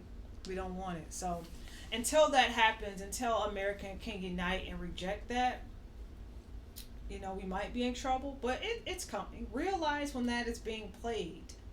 Realize when that bullhorn, dog whistle, realize when it's being utilized as a tactic, and say, try something else, because this is not working. Oh, yeah, absolutely. Yeah. You have to reject that type of stuff. Yeah. Yeah. Yeah, for sure. Who was the guy, Lee Atwater, wasn't that the guy? The Republican strategist. Yeah, who said you can't go around dropping N-bomb anymore. Yeah. Right, like you used to do with George Wallace and the like, and people say he's the guy. You have to shift it and start using these abstract terms, right? Urban. Yeah. So now, it's also funny. I've heard about Atwater. The reason why he even became a Republican is he just looked at the two parties and said, well, right now there's a real dearth of talent over there. And if I join them, I could be the man, because most of these guys are dumb as shit. So I could be the man, So that's what he did. He just went over there and he's like, I can teach them how to talk like adults. And then I can become famous. Unbelievable. So he's apparently somebody who had no real convictions one way or the other. He just. What was he, from South Carolina? I think so, yeah. Mm-hmm. And it's interesting because he had a, I don't know, he had a very, he had the end of his life was very traumatic. He had some ailments, brain surgery. Yeah. You guys can look that up independently, but he had a very tragic ending. But oddly, prior to that decline, he was often on stage playing guitar with like black bluesmen. Like he was always oddly, well, not oddly, that's hypocrisy. That's America in a nutshell. So that's about right. I think partly is I don't think he was personally racist. I think he just wanted to get rich off of racism. So entrepreneur. Yeah, I mean I think that's the thing with a lot of the politicians who are actually the best at dog whistling is that they're probably not really that racist on their personal level. Mm-hmm. It's just it's a way to win. Yeah, it's what they do to make their money and to get their voters riled up. Mm-hmm. I mean, it's all just a big act in most ways. Mm. And unfortunately, the only person that knows it's an act is them, because everyone else is getting played. Right? Yeah. Well, I mean, yeah. People who believe it are getting played. Yeah, that's for sure. Just like that, I love the idea of Trump's advertising as the blue-collar billionaire. That's got to be the weirdest label I've ever heard. It's just the most counterintuitive, insane attempt, and somehow he sold it. And people buy it. Yeah, some people bought that one. Because I figured if any label would be so oxymoronic that you'd just laugh at it, it has to be that. I'm still amazed how that even is a thing. He's nowhere in the category of blue collar. No, I doubt he's ever done a seconds labor in his whole life in terms of anything manual or in the realm of blue collar. I can't imagine that he would have. So marketing. I mean, yeah, and I don't know. I can't think of anything that he would have done that would be blue collar ever. That's his base. I mean, have you seen the breakdown? I mean, I think people have the right to vote how they want to vote, do what you want to do. I mean, that's constitutional law 101, right? Freedom of speech, do what you want to do, all that good stuff. But just a breakdown of people who voted for him. Not saying being a college graduate is the end all be all, because I don't necessarily believe that puts you above anyone else. But if you look at the breakdown, non-college graduates are more attracted to him. He gets that vote. Yeah. He gets the Appalachian vote. And I'm amazed, Yeah, definitely. I mean, between Well, I think there were trends already happening where, for a long time, people with just a 4-year degree trended pretty solidly Republican. And then, so that was usually considered a Republican demographic, and then that started to change a little bit in 2008. But again, that's partly the Bush collapse, so that's, Indeed. You could make a case that that's just what that is. But when you get to 2016, and all of a sudden, for the first time, you have just regular high school graduates going Republican. And then you have your 4-year degrees now going Democrats. That was a big change after, I think, 40 years of it being pretty set. Yeah. So. And I've dissected it, I mean, I clearly I come through the historical lens, and I've seen that happen over time. But now I wonder, it's not even I wonder, it has nothing to do with Trump's ability or inability. It's what he represents. Yeah. For some people. Yeah. That's what he represents. Although the power for some. Yeah, the ability is definitely also not really present. So, I mean, that's why I always love those conversations where people talk about all the things he accomplished as president, and I always have to wonder, can you name anything? Yeah. And usually the answer is no. Yeah. People, well, we'll see. We have, he'll get the nomination. Clearly, Nikki Haley is still in it. Yeah. So we'll see how that goes. And I think she could do a better job at being honest. Yeah. The mere fact she's from South Carolina, I think, being honest about your history could benefit. It could benefit her, and I think she's so. I don't know who's her Republican strategist, but with median voters, yes, like in a general election sense, it probably would help. But with the Republican base, though, yes. I don't know. I could see how that could be a turnoff. Yeah. If she's too honest, but she has to think about all those.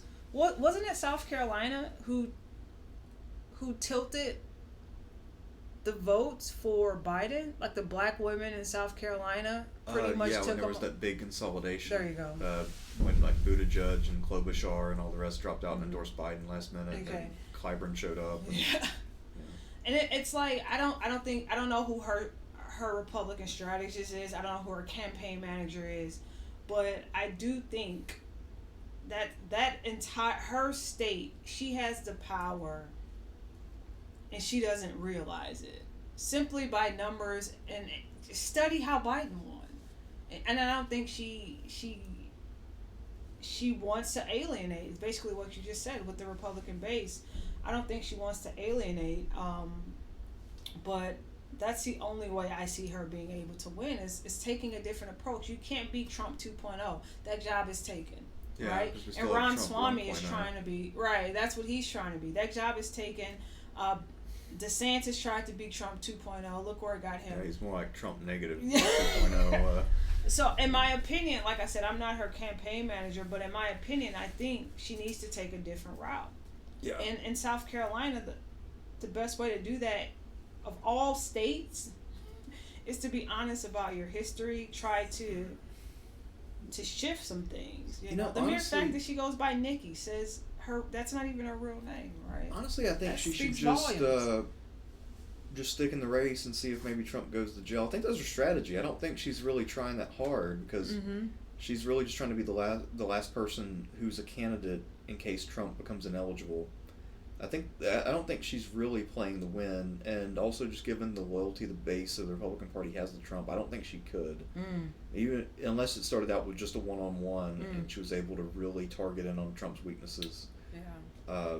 It would still be an uphill battle though, and I think the person with the best chance would have been DeSantis, but he turned out to be a weirdo. Yeah, he was. People didn't like him. The high heels and everything else, and I don't know. DeSantis is also just not a personable, relatable person. He just seems very plastic and turned out to be a terrible campaigner. I thought it was pathetic. Because I didn't appreciate what he was trying to do, like trying to be a carbon copy of what we've seen already. Like, just be authentic, be yourself, you know. I don't know. With him, I'm not sure if that advice works. I mean, he's out there. Got it. And DeSantis He's too far gone? Yeah, DeSantis is a weird dude. I think he might be like that one candidate in, what was that show, Parks and Rec, where there's about the candidate being the perfect candidate because he literally goes in his office and just stares at a wall and shuts down and goes back into candidate mode when he walks outside. That makes him the perfect candidate? Yeah, I mean, so he's kind of like that, except he sucks at being a candidate. Is sort of my impression of DeSantis. Yeah. Because the more people are exposed to him, the more they're thinking, man, that guy is weird. And the brain drain out of Florida is bad news. And I tell you that I had several, not several, but 3 colleagues who left. 2 are in Indiana, and the other one is here. Well, it's like... Not surprised. Yeah.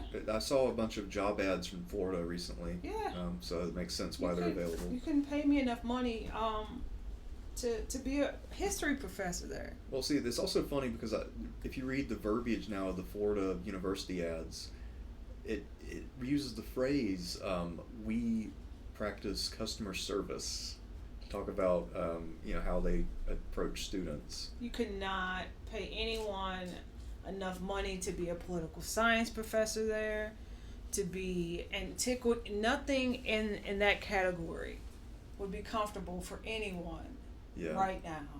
I'm not saying that's not going to change, because it's going to have to change in order to attract people back to the state, because if you don't, your economy is going to fall eventually. Or decline. I won't say fall, that's extreme, but decline. Yeah, I mean, I feel like at this point, because of polarization in our politics, if you want a sense of what the Republicans don't like out of their own side, just look for silence around their response. So if they really don't like something, what they'll do is just not say anything about it. And you notice with DeSantis, most of his initiatives are super culture war, but in a way that's targeted to the most engaged online weirdos who are just obsessed with really tiny, off-the-wall things. And then you'll notice, if you look in a comment section of something, even if you go on like a right-wing site, Rumble or whatever, where it caters to a more right-wing audience, you'll just notice crickets. Yeah. There's no response. There's no condemnation, but there's also just no anything. It's just people trying to pretend it's not real. Not happening.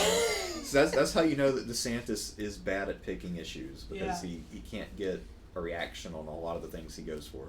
Do you know the new strategy online? It's interesting that you mentioned comments. The new strategy online is people going on particular sites or commenting on videos or whatever and saying, well, they may not be black, but saying, oh, well, I'm a black man and I think DeSantis is the greatest thing ever. As a whatever identity, I believe. Yeah, that's the new thing now. Right. We've already known that, because you're telling on yourself. No one black would say I'm a black person and no, it's just you voice your opinion, right? Yeah. So people, that's the new strategy now. I'm a black woman and Trump he's the greatest thing ever. I mean, I'm not racist, so I'm going to attack this black woman and say I'm a black woman. But I see that comment style. I think it's just become a little bit of a rhetorical meme. Yes. So I see it on sports videos and entertainment videos where people just kind of post as a whatever fan. Yeah. Or as a fan from this age bracket, or as a something-year-old. That's just how every comment begins now. Yes. It's just you have to identify yourself based on a demographic piece of information. And that's when people know that you're lying. Yeah, because a lot of people get accused of lying for doing it, but a lot of people, I think because it's become so common, a lot of people do it in good faith too, and then they don't realize that it comes across as dishonest. Right. And somebody accuses them of lying, and they get in a flame war. Right. Yeah. But yeah, it's just become this standardized way to. I think it's comedic. I laugh hysterically every time I see that. When people criticize the vice president, Kamala Harris, it's always, I'm a black woman, so this isn't racist, so she's the worst, and then they list all this stuff. I'm like, okay, clearly you're not a black woman, all right, because there was no need to declare yourself. Because what you say is valid if you feel that way, regardless if you're black, white, man, woman, whatever. You don't have to identify and be classified as a non-racist if you feel that way. So the mere fact that you have to say that you are a certain phenotype tells me that you're a racist, right? Well, that you're telling me you're a racist without saying you're a racist, because you're saying the mere fact that you have the same phenotype as that person, that your ideas are valid. Yeah. But speaking of people, using someone else's identity to try to fob off their comments. Right. You know what that reminds me of? Do you remember the show Boondocks? I do. How could I forget? Remember how Uncle Ruckus always identified as white? Yes. And then he'd tell people with their face, like, as a white man. So I feel like this would be much more funny if, you could actually see the faces of the people leaving these comments. Yes. So that way, Yes. to do some verification. Like that episode on the Dave Chappelle when Clinton Bigsby, he's at the Klans meeting and he takes off his hood. Yeah. And all the Klansmen are just looking around at each other. Yeah. If they can expose themselves like that. Yeah, or they had to talk to his friend. It's like, so he doesn't know he's black, does he? No, he has no idea. I don't know how to tell him. Yeah. Yeah. Expose those. Yeah, and a lot of them have been exposed online, as white guys. Yeah. Saying like, in fact, who was that? Oh my gosh, they're on a message board. It was recently, and I can't remember what I was either reading or watching or whatever, but a couple of white guys were exposed for saying that I'm a black man and Trump has done nothing but put me in a position to blah blah blah back in blah blah blah. And then some on the message board, the host has the ability to unmask something administratively, like click on something, because I believe the person had like a different image up and the host clicked on it and they were quizzing. They said, but you said you're a black man. And he was it was funny because it was all live. I'm pretty sure someone can look this up. It was all live. He was busted on the message board. And instead of just hanging up saying, oh, I've been caught, he just kept going back and forth with him. Like, dude, just hang up, say you've been caught, and click off. Yeah. I don't know. It's funny. It's just, I guess with the anonymity of the internet, a lot of people try to really, if they think they're going to be more persuasive if they speak to your demo, what they don't realize though about those online message boards is that they're self-selecting. Yes. So most of the time if you do something like that, you're just preaching to the choir and Yes. it's completely pointless. Yes. Yes. So there's really nothing to be gained from doing it. Absolutely. Yeah. And yet people do it. And that goes exactly because people think if someone is of the same phenotype, it makes their opinion more valid or more acceptable. Right. Like, this person said it and they're black too. Like, no. Yeah. No, that's not Yeah. how it works. Yeah. You dumbass. Well, yeah, it's just one of those things where it's just the idea of, we have some superficial characteristics the same, therefore we must think alike and be alike. Right. No one's a monolith. And also, if you've met more than 10 people in your life, you know that there's some people who maybe don't have their shit together, Yeah. who can match your outward characteristics, Yeah. and who you don't want to listen to. Right. So it's not really a very persuasive argument. Yeah. As a form of establishing trustworthiness. Yeah. Trust me. We trust what I say. We share the same phenotype. I think one way to combat that would be to make ridiculous claims that are clearly untrue about one's identity. Yes. As a veteran of the Civil War, I'd just like to say that just start it out like that and just make a ridiculous claim that makes a mockery of the meme until it goes away. Yeah. That's sort of my approach to it. It's hilarious. Yeah. But I served in Iraq, so that yeah. certifies me to On say. both sides. On both sides. Yeah. So. Oh. The food in Saddam's camp was shit, so that's why I left, but so I think it's just that's the way to deal with that. Yeah. Is to expose it for the mockery that it is. Yeah, it is. It is. You have to laugh at it because it is mockery. It is mockery. So every time I read it, I get a kick out of it. Yeah. And at this is modern times. These days and ages, You just gotta laugh at stuff like that because it's where did you go to school that you think this is? Well, I mean, I think a lot of it is, and I think this was some relatively intelligent people who just get into little tropes or memes that they copy without really realizing what they're doing. I mean, I remember there's somebody I went to grad school with, and she became a massive Hillary Clinton fan in 2016, and Hillary talked about being like a champion of children or whatever. So I noticed on her social media, now all of a sudden there were pictures of her with kids, and it's just like, so sometimes I just see this kind of mimicry of trends where I don't know how people get sucked in or relate to these trends in that way or try to put themselves into it. I don't know exactly what drives that impulse, but I do see that a lot.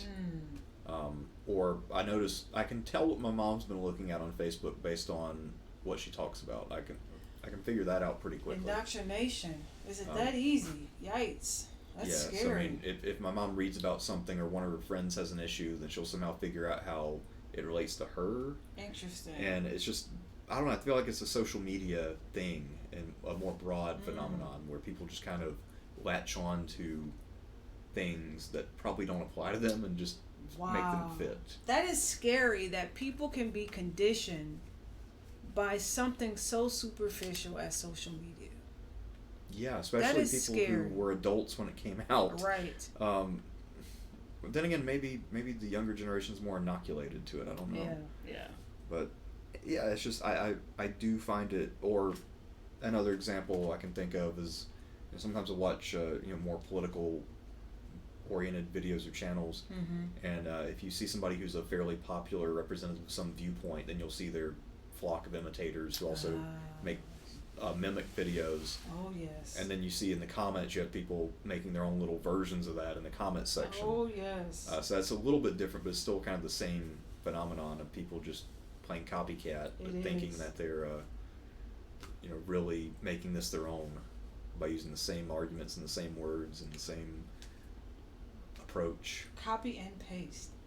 Yeah, and again, it's just it's something that I guess I've never been somebody to really follow trends too much. I just kind of do what I do. You're your own man. And I just it baffles. I wonder what's happening in people's heads when they. Because I assume it has to be inadvertent. I assume it's not a conscious thing they're doing by just latching on to some of this stuff. It is. It's scary. It's scary that someone can be led astray so easily. Yeah. Yeah. And nothing to bounce those ideas off of. That's what's even scarier, because you're just taking in that perspective and running with it. Yeah. But that is the world we live in. So. Because I can understand it more with kids, because a lot of learning is imitation at first. Yes. When I see adults doing this kind of stuff, it starts to become a little bit more disturbing. Agree. And but that goes back to that one person you said that labor is associated with a skin color. So that's probably that's and that person you said. To be fair, I mean, maybe he was being creatively inept, but I guess I assume he's basing that on back in the primary, the idea of running as Bernie that they tried to promote is, well, Bernie is only class issues, obviously. We've put him in this hole. He does this issue and that's it. And he's weak on race. We said he's weak on race because he's weak on race. Don't worry about it. Yeah. And Hillary will be the strong one on race, despite the 90s existing. So that's what we're going with. This is the dichotomy, and yeah. So yeah, that's. I don't know. That was the whole thing that made me furious too. Is just the idea that the woman who said super predator is better on race than the guy who opposed the crime bill. But people don't do their research. People don't, and I mean, your classes don't get in depth, I guess, to the level of my classes because of the topic. But like I said, these topics happen quite often in my courses, and people just don't. They like their echo chambers, and just like I disagree with those echo chambers and having a solo perspective, I have to respect that this is the United States and they have the right to do that. But it is infuriating. Yeah. It is, and I just hope that they catch up. Well, and I'm not necessarily saying catch up to where Yeah. don't take that. No, I mean just get a different perspective. Like bounce those ideas off of someone else. Contrast those ideas. Does it make sense? Make it make sense. Like it's okay to hear different perspectives. yeah. That's what I mean by that. Like, but again, although my approach is to have a variety of perspective on an issue and come to a concise, my determination on how I feel, etc. But so many people, they're in their echo chambers. They have the right to do that in this country, so I guess we have to accept it. Yeah, no, that's true. And I guess eventually the echo chambers, as they fight each other and shift members subtly around, Yeah. I guess that's how change happens. Just echo chambers battling it out as they. I don't know. I was trying to Yeah. come up with a good metaphor for that. But I can't think of anything. Yeah. Um, Understood. Understood. so I guess that's pretty much everything I have to say about Debs and And everything else? and everything else. Absolutely. It's always a pleasure to have discourse with bright people, with you, bounce off ideas and conversation. You guys can check me out at Bookworm to Bookworm, of course. Yeah. Well, thank you for doing this with me, and I guess we can call it a day here then. We can. Dr. Shepard out. All right. Well, their There's out, so see you guys around. I'll probably have some more Roman videos up this coming week, but you know how that goes. We'll see what happens.